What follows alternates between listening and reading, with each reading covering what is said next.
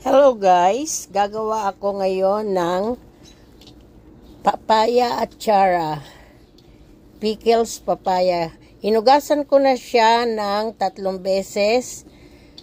Pangalawang hugas, hinugasan ko siya na may asin at naghiwa na ako ng onion, white onion at ng singkamas.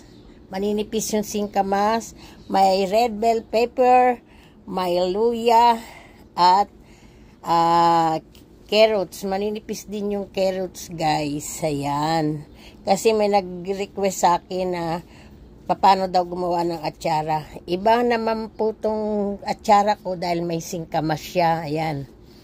Hindi na po ako naglagay ng maraming sugar doon sa vinegar ko kasi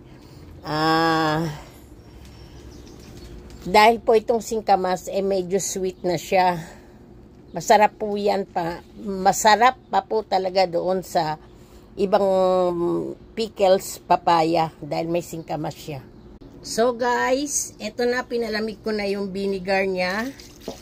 Ilagyan ko na siya ng paminta at asin at sugar. Ayan na guys. At ihahalo ko na rin ang onion. Ihalo na po natin lahat. Ito na guys, ihalo na natin siya at i-mix natin mabuti. Kakamayin ko na po siya. Ito na, hinalo-halo ko na 2 papaya, suka na 2 cup of vinegar na pinakuluan, onion, carrots, bell pepper, at ginger. Ayan po guys. Imamarinate ko lang po siya ng mga kahit 1 day.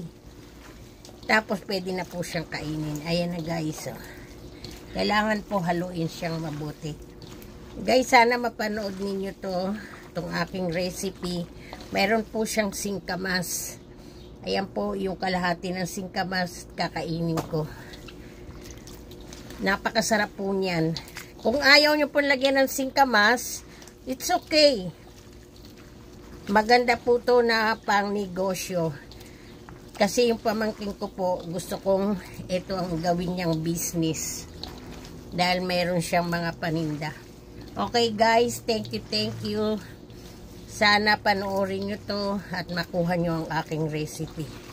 Thank you guys. Konti lang pong asin at paminta.